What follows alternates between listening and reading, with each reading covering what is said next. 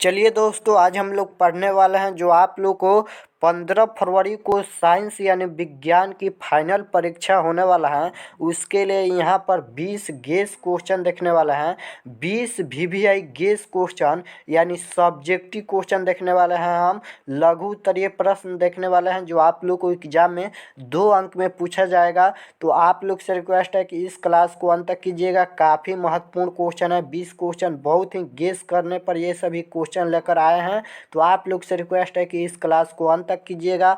आप सभी लोग को पता है कि 15 फरवरी को आप लोग को साइंस यानी विज्ञान की फाइनल परीक्षा है। पहला दिन तो आप लोग को मैथ है, लेकिन दूसरा दिन आप लोग को यानी 15 फरवरी को आप लोग को साइंस यानी विज्ञान का फाइनल परीक्षा होने वाला है। तो चलिए क्लास स्टार्ट करते हैं। ये सब्जेक्टिव क्वेश्चन है, काफ़ी महत्वपूर्ण सब्जेक्टिव क्वेश्चन है। तो चलिए पहला नंबर क्वेश्चन है आपके सामने। अगर जो क्वेश्चन याद नहीं है उसे आप लोग कॉपी पर लिखकर ज़रूर से ज़रूर याद कीजिएगा और एक भी क्वेश्चन नहीं छोड़िएगा। 20 क्वेश्चन है, 20 के 20 क्वेश्चन आप लोग सबसे पहले ध्यान से देखिएगा।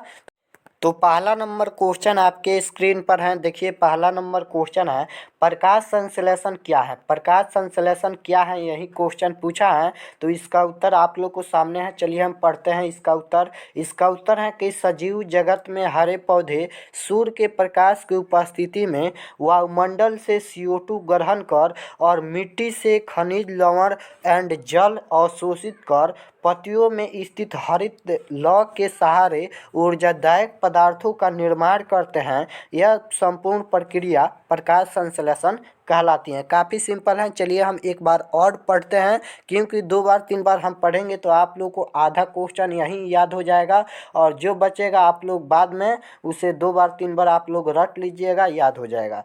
तो चलिए एक बार और पढ़ते हैं कि प्रकाश संश्लेषण क्या है। तो इसका उत्तर है कि सजीव जगत में हरे पौधे सूर्य के प्रकाश की उपस्थिति में वायुमंडल से CO2 ग्रहण कर यानी CO2 यानी कार्बन डाइऑक्साइड ग्रहण कर और मिट्टी से खनिज लवण एंड जल अवशोषित कर पत्तियों में स्थित हरित लौ के सहारे ऊर्जादायक पदार्थों का निर्माण करते हैं। यह संपूर्ण प्रक्रिया, ये जो प्रक्रिया है, यही संपूर्ण प्रक्रिया प्रकाश संश्लेषण कहलाती है। सिंपल है, याद कर लीजिएगा। चलिए नेक्स्ट क्वेश्चन की ओर बढ़ते हैं। 2 नंबर क्वेश्चन है आपके सामने कि दृष्टि दोष क्या है। और इनमें फिजिक्स, केमिस्ट्री, बायोलॉजी तीनों का क्वेश्चन मिक्स है, यानी तीनों का क्वेश्चन आप लोग को फाइनल बोर्ड परीक्षा में भी आता है। तीनों का क्वेश्चन अलग अलग आता है, तो इसमें मिक्स है। यहाँ पर फिजिक्स, केमिस्ट्री और बायोलॉजी तीनों का क्वेश्चन है। तो 2 नंबर क्वेश्चन है आपके सामने। फिजिक्स का क्वेश्चन है कि दृष्टि दोष क्या है। दृष्टि दोष क्या है, यही क्वेश्चन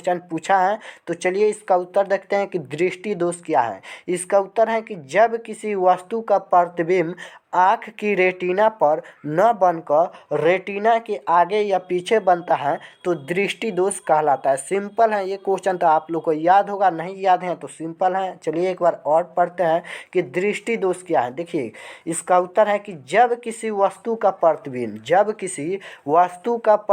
आँख की रेटिना पर रेटिना के आगे या पीछे बनता है, वहीं तो दृष्टि दोष कहलाता है। आँख की रेटिना पर नहीं बनता है, रेटिना के आगे या पीछे बनता है, उसे हम दृष्टि दोष कहते हैं। तो सिंपल है, याद कर लीजिएगा। नेक्स्ट क्वेश्चन की ओर बढ़ते हैं। 3 नंबर क्वेश्चन है आपके सामने। प्रकाश के अपवर्तन के कितने नियम होते हैं तथा नियमों को लिखें। प्रकाश के अपवर्तन के कितने नियम होते हैं तथा नियमों को लिखना है भी है। तो चलिए इसका उत्तर है, सबसे पहले यहाँ पर देखिए, प्रकाश के अपवर्तन के निम्नलिखित 2 नियम हैं। प्रकाश के अपवर्तन के कितने नियम हैं? 2 नियम हैं। यहाँ पर अपवर्तन पूछा है। अगर ऑब्जेक्टिव में भी पूछता है कि प्रकाश के अपवर्तन के कितने नियम हैं, तो याद कर लीजिएगा 2 नियम है। प्रकाश के अपवर्तन पूछे या प्रकाश के परावर्तन पूछे, दोनों का 2 ही नियम होता है, लेकिन यहाँ पर प्रकाश का अपवर्तन पूछा है। तो पहला नियम यहाँ पर है, दूसरा नियम यहाँ पर ही है। तो चलिए पहला नियम देखते हैं। पहला नियम है कि आपतित किरण और अपवर्तित किरण तथा आपतन बिंदु पर अभिलंब तीनों एक ही तल में होता है। देखिए यहाँ पर ये तो हो गया, यहाँ पर आपतित किरण है और यहाँ पर अभिलंब हो गया, और यहाँ पर देखिए अपवर्तित किरण हो गया। देखिए तीनों एक ही तल पर हैं, तो तीनों एक ही तल पर होता है, तीनों आपतन बिंदु पर अभिलंब तीनों एक ही तल पर होता है। देखिए पहला नियम है आपके सामने। दूसरा नियम देखिए क्या है। दूसरा नियम है कि जब एक ही रंग के प्रकाश की किरण किन्हीं दो माध्यमों की सीमा तल पर तिरछी आपतित होती हैं तो आपतन कोण की आई की ज्वा साइन ए तथा अपवर्तन कोण आर की ज्वा साइन ए का अनुपात नियामक होता है। स्क्रीनशॉट ले लीजिए, यहाँ पर याद कर लीजिएगा। चलिए हम नेक्स्ट क्वेश्चन की ओर बढ़ते हैं। 4 नंबर क्वेश्चन है आपके सामने कि विद्युत धारा क्या है इसका मात्रक लिखिए। विद्युत धारा क्या है इसका मात्रक लिखना है। तो चलिए इसका उत्तर देखते हैं कि विद्युत धारा क्या है। तो इसका उत्तर है कि किसी चालक में प्रवाहित होने वाले आवेश के प्रवाह की दर को विद्युत धारा कहते हैं। सिंपल है। किसी चालक में प्रवाहित होने वाले आवेश के प्रवाह की दर को हम विद्युत धारा कहते हैं। और विद्युत धारा के एसआई मात्रक क्या होता है तो एम्पियर होता है। देख सकते हो ऑब्जेक्टिव क्वेश्चन में भी आता है कि विद्युत धारा का एसआई मात्रक क्या होता है तो एम्पियर होता है। और इसे एमीटर से मापा जाता है। इसे किसे मापा जाता है तो एमीटर से मापा जाता है, याद रखिएगा। नेक्स्ट क्वेश्चन है 5 नंबर आपके सामने। प्रकाश पुंज क्या है तथा यह कितने प्रकार का होता है। प्रकाश पुंज क्या है तथा यह कितने प्रकार का होता है, यही क्वेश्चन पूछा है। तो चलिए इसका उत्तर देखते हैं। तो इसका उत्तर यहाँ पर है, देख सकते हो। इसका उत्तर है कि प्रकाश की किरणों के समूह को प्रकाश पुंज कहते हैं। यह मुख्यतः 3 प्रकार के होते हैं। क्वेश्चन समझिए, यहाँ पर क्वेश्चन पूछा है कि प्रकाश पुंज क्या है। तो इसका उत्तर है कि प्रकाश की किरणों के समूह को हम प्रकाश पुंज कहते हैं। देखिए यहाँ पर एक बिंदु हो गया, देख सकते हो। प्रकाश इधर से भी आ रहा है, इधर से भी आ रहा है, इधर से भी आ रहा है, इधर से भी आ रहा है। यहाँ पर मान लेते हैं यहाँ पर बिंदु है, इधर से यानी चारों ओर से यहाँ पर प्रकाश आ रहा है। देखिए यहाँ पर प्रकाश आ रहा है तो यह एक समूह बन गया प्रकाश का, तो उसे हम प्रकाश पुंज कहते हैं। सिंपल है, याद रखिएगा, प्रकाश पुंज कहते हैं। और यह मुख्यतः 3 प्रकार के होते हैं। कितने प्रकार के होते हैं एग्जाम में पूछेगा ऑब्जेक्टिव क्वेश्चन में कि प्रकाश पुंज कितने प्रकार के होते हैं तो 3 प्रकार के होते हैं, याद कर लीजिएगा। पहला नंबर है आपके सामने अपसारिक किरण पुंज होता है। दूसरा नंबर है समांतर किरण पुंज है। और तीसरा नंबर है यहाँ पर अभिसारिक किरण पुंज है। चलिए नेक्स्ट क्वेश्चन की ओर बढ़ते हैं। यहाँ पर 6 नंबर क्वेश्चन है आपके सामने कि पादप हार्मोन किसे कहते हैं। बायोलॉजी का क्वेश्चन है, पादप हार्मोन किसे कहते हैं। 4 पादप हार्मोन के नाम लिखे। पादप हार्मोन किसे कहते हैं और 4 पादप हार्मोन के नाम भी लिखना है। तो चलिए इसका उत्तर देखते हैं। इसका उत्तर है कि पौधों की वृद्धि और विभेदन क्रिया को संपन्न कराने वाले पदार्थों को पादप हार्मोन कहते हैं। देखिए सिंपल है। और 4 पादप हार्मोन का नाम भी लिखा है यहाँ पर। चलिए हम एक बार और पढ़ते हैं कि पादप हार्मोन किसे कहते हैं और 4 पादप हार्मोन के नाम भी यहाँ पर हैं। तो इसका उत्तर है कि पौधों की वृद्धि और विभेदन क्रिया को संपन्न कराने वाले पदार्थों को हम पादप हार्मोन कहते हैं। सिंपल है। जैसे पहला नंबर यहाँ पर देख सकते हो पादप हार्मोन है जिबरेलिन, पहला नंबर है। दूसरा नंबर यहाँ पर है ऑक्सिन, ऑक्सिन भी यहाँ पर पादप हार्मोन है। तीसरा नंबर है आपके सामने कि साइटोकाइलिन, साइटोकाइलिन भी यहाँ पर पादप हार्मोन है। चौथा नंबर है यहाँ पर एसेसिक अम्ल भी है। चौथा नंबर देख सकते हो आपके सामने है। तो स्क्रीनशॉट ले लीजिए, सिंपल है। और ऑब्जेक्टिव क्वेश्चन में पूछेगा कि यहाँ पर निम्नलिखित में कौन पादप हार्मोन है, तो ये सभी अगर ऑप्शन देगा, एक ऑप्शन देगा यहाँ पर, तो आप लोग मार दीजिएगा, याद कर लीजिएगा। चलिए नेक्स्ट क्वेश्चन है 7 नंबर, रासायनिक अभिक्रिया किसे कहते हैं। रासायनिक अभिक्रिया किसे कहते हैं। केमिस्ट्री का प्रश्न है कि रासायनिक अभिक्रिया किसे कहते हैं। तो इसका उत्तर है आपके सामने, सिंपल उत्तर है, देख सकते हो। 2 या 2 से अधिक पदार्थ मिलकर एक या एक से अधिक नए गुण धर्म वाले पदार्थों का निर्माण करता है तो उसे हम रासायनिक अभिक्रिया कहते हैं। जैसे हाइड्रोजन ऑक्सीजन से संयोग करके जल का निर्माण करता है। चलिए एक बार और समझते हैं कि रासायनिक अभिक्रिया है क्या। तो इसका उत्तर है कि 2 या 2 से अधिक पदार्थ मिलकर एक या एक से अधिक नए गुण धर्म वाले पदार्थों का निर्माण करते हैं तो उसे हम रासायनिक अभिक्रिया कहते हैं। सिंपल है, याद रखिएगा। 2 या 2 से अधिक पदार्थ मिलता है, 2 या 2 से अधिक पदार्थ मिलता है और एक या एक से अधिक नए गुण धर्म वाले यहाँ पर 2 पदार्थ मिलता है और एक या एक से अधिक नए पदार्थ का निर्माण करता है, नए गुणधर्म वाले पदार्थों का निर्माण करता है, तो उसे हम रासायनिक अभिक्रिया कहते हैं। जैसे यहाँ पर जैसे में दिया है उदाहरण, हाइड्रोजन ऑक्सीजन से संयोग करके जल का निर्माण करता है। देखिए एक ये पदार्थ हो गया, एक ये पदार्थ हो गया, ऑक्सीजन हो गया, दो पदार्थ मिलकर यहाँ पर देखिए जल का निर्माण करता है, एक पदार्थ का निर्माण करता है, उसे हम क्या कहते हैं, तो रासायनिक अभिक्रिया कहते हैं। सिंपल है। 8 नंबर क्वेश्चन है आपके स्क्रीन पर कि पौधों में जल एंड खनिज लवणों के स्वाहन के लिए कौन सा ऊतक उत्तरदायी होते हैं। सिंपल है, चलिए इसका उत्तर देखते हैं कि पौधों में जल एंड खनिज लवणों के संवहन के लिए कौन सा ऊतक उत्तरदायी होते हैं। इसका उत्तर है कि पौधों में जाइलम से जल एंड फ्लोएम से खनिज लवणों का स्वाहन होता है। प्रासरणी दाब का संवहन में महत्वपूर्ण होती हैं। काफ़ी ऊंचे पौधे में रसारोहण प्रक्रम द्वारा जल का परिवहन होता है। सिंपल है, चलिए एक बार और पढ़ते हैं ताकि आप लोग को याद हो जाए, आधा से आधा याद हो जाए। तो इसका उत्तर है कि पौधों में जाइलम से जल एंड फ्लोएम से खनिज लवणों का स्वाहन होता है। प्रासरणी दाब का संवहन में महत्वपूर्ण होती है और काफ़ी ऊंचे पौधे में रसारोहण प्रक्रम द्वारा जल का परिवहन होता है। सिंपल है। और एक बात और याद रखिएगा, जाइलम का कार्य क्या होता है, तो जाइलम का कार्य होता है कि नीचे से जल खनिज लवण ऊपर पहुंचाता है। पेड़ पौधे में जाइलम का कार्य क्या होता है, तो नीचे से ऊपर पहुंचाता है। यहाँ पर जल, मिट्टी, खनिज लवण जो भी होता है ऊपर पहुंचाता है। और फ्लोएम का कार्य क्या होता है, तो फ्लोएम का कार्य होता है जब यहाँ पर जाइलम ऊपर ले जाता है तो फ्लोएम का कार्य होता है सभी भागों में पहुँचाना। चलिए नेक्स्ट क्वेश्चन है 9 नंबर आपके सामने कि प्रतिरोध क्या है। प्रतिरोध क्या है, यही क्वेश्चन पूछा है। तो चलिए इसका उत्तर देखते हैं कि प्रतिरोध क्या है। इसका उत्तर है किसी धारावाही तार में आवेश के प्रवाह में जो रुकावट आती है उसे प्रतिरोध कहते हैं। इसका मात्रक ओम है। सिंपल क्वेश्चन है, देख सकते हो प्रतिरोध क्या है। तो किसी धारावाही तार में आवेश के प्रवाह में जो रुकावट आती है, देखिए क्वेश्चन का आंसर क्या है कि किसी धारावाही तार में आवेश के प्रवाह में जो रुकावट आती है उसे हम प्रतिरोध कहते हैं। और इसका मात्रक क्या होता है, तो ओम होता है। याद रखिएगा, ऑब्जेक्टिव क्वेश्चन में भी पूछेगा कि प्रतिरोध का एसआई मात्रक क्या होता है, तो ओम होता है, याद रखिएगा। नेक्स्ट क्वेश्चन है वियोजन अभिक्रिया क्या है। वियोजन अभिक्रिया क्या है, यही क्वेश्चन पूछा है। तो इसका उत्तर है आपके सामने, वियोजन अभिक्रिया क्या है। इसका उत्तर है कि जब एक यौगिक टूटकर दो या दो से अधिक यौगिक बनाता है तो वह वैसी अभिक्रिया वियोजन अभिक्रिया कहलाती है। सिंपल है, जब एक यौगिक टूटता है और दो या दो से अधिक यौगिक बनाता है उसे हम यहाँ पर अब कौन सा अभिक्रिया कहते हैं, तो वियोजन अभिक्रिया कहते हैं। सिंपल है। नेक्स्ट तो 11 नंबर क्वेश्चन है कि उत्तम ईंधन किसे कहते हैं। 11 नंबर क्वेश्चन पूछा है कि उत्तम ईंधन किसे कहते हैं। तो चलिए इसका उत्तर देखते हैं कि उत्तम ईंधन किसे कहते हैं।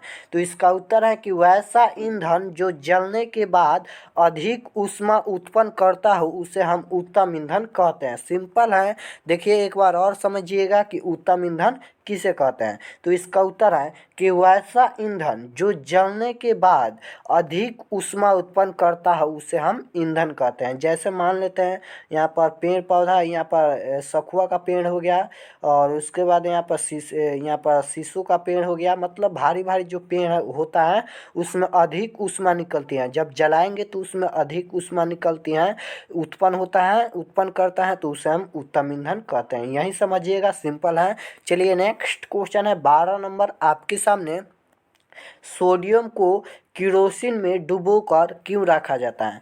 सोडियम को किरोसिन में डुबोकर क्यों रखा जाता है, यही क्वेश्चन पूछा है। तो सिंपल है, इसका उत्तर है कि अत्यधिक क्रियाशील होने के कारण सोडियम धातु खुला रखने पर साधारण ताप पर ही ऑक्सीजन से अभिक्रिया कर जलने लगती हैं। अतः यह जल न जाए इसे बचाने के लिए इसे किरोसिन तेल में डुबोकर रखा जाता है। सिंपल है, चलिए एक बार और समझिएगा कि सोडियम को केरोसिन में डुबोकर क्यों रखा जाता है? तो इसका उत्तर है कि अत्यधिक क्रियाशील होने के कारण सोडियम धातु खुला रखने पर साधारण ताप पर ही ऑक्सीजन से अभिक्रिया कर जलने लगता है। उसे हम बचाने के लिए केरोसिन तेल में डुबा कर रखते हैं सोडियम को। सिंपल है।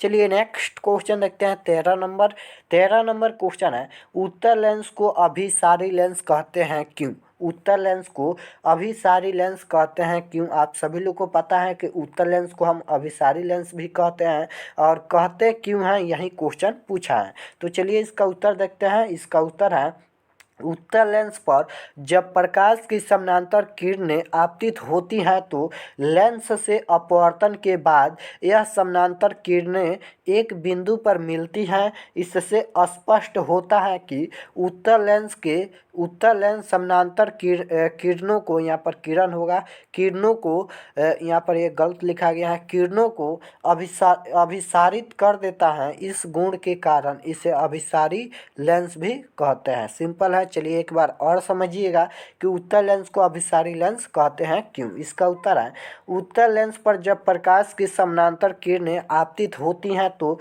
लेंस से अपवर्तन के बाद यह समानांतर किरणें एक बिंदु पर मिलती हैं। इससे स्पष्ट होता है कि उत्तर लेंस समानांतर किरणों को, यहाँ पर किरणों को अभिसारी करता है। इस गुण के कारण इसे अभिसारी लेंस भी कहते हैं। सिंपल है, याद कर लीजिएगा। नेक्स्ट क्वेश्चन है 14 नंबर, क्या होता है जब धातुएं जल के साथ अभिक्रिया करती हैं?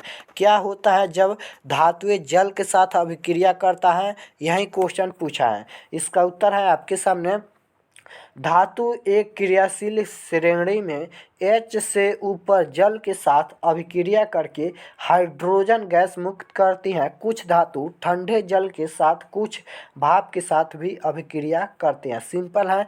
क्या क्वेश्चन पूछा है? तो क्वेश्चन पूछा है कि क्या होता है जब धातुएं जल के साथ अभिक्रिया करती हैं।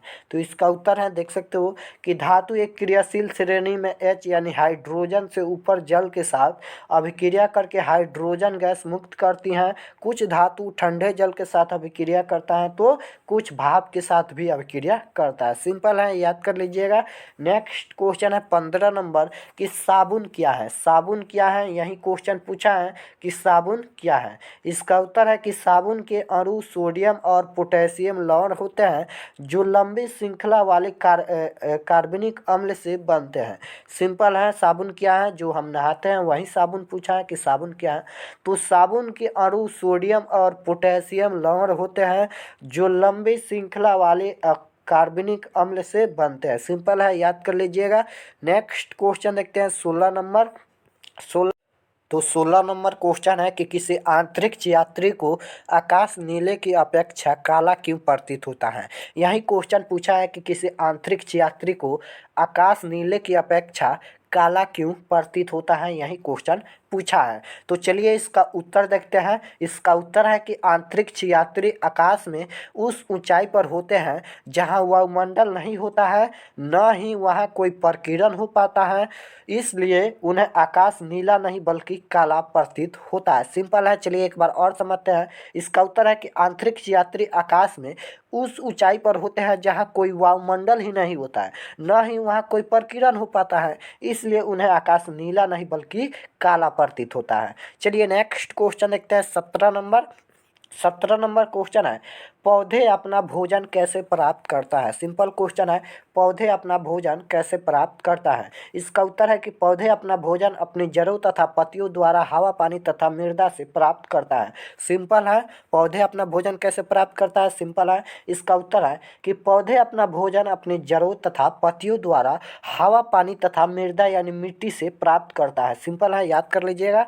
नेक्स्ट क्वेश्चन है 18 नंबर, विद्युत विभव से आप क्या समझते हैं। विद्युत विभव से आप क्या समझते हैं, यही क्वेश्चन पूछा है। तो इसका उत्तर है कि किसी चालक की वह अवस्था जो यह बताए कि इसे किसी दूसरे चालक के साथ संपर्क में लाने पर विद्युत आवेश का प्रवाह किस दिशा में होगा, विभव कहलाता है। सिंपल है। चलिए एक बार और देखते हैं कि विद्युत विभव से आप क्या समझते हैं। इसका उत्तर है कि किसी चालक की वह अवस्था जो यह बताए कि इसे किसी दूसरे चालक के साथ संपर्क में लाने पर विद्युत आवेश का प्रवाह किस दिशा में होगा, विभव कहलाता है। सिंपल है, याद कर लीजिएगा। नेक्स्ट, तो 19 नंबर क्वेश्चन है कि आणविकरणीय ऊर्जा स्रोत क्या है, दो उदाहरण लिखे। क्वेश्चन है 19 नंबर की आणविकरणीय ऊर्जा स्रोत क्या है, दो उदाहरण भी लिखना है। ये क्वेश्चन तो जियोग्राफी में भी पूछता है, सोशल साइंस में जो आप लोग का सब्जेक्ट है जियोग्राफी यानी भूगोल, उसमें भी ये क्वेश्चन पूछता है। तो चलिए इसका उत्तर देखते हैं। इसका उत्तर है कि वैसा ऊर्जा स्रोत जिनका भंडार सीमित है तथा पुनः उत्पादन संभव नहीं है उसे अनवीकरणीय ऊर्जा स्रोत कहते हैं। जैसे कोयला हो गया, पेट्रोलियम हो गया। चलिए एक बार और समझते हैं कि अनवीकरणीय ऊर्जा स्रोत क्या है।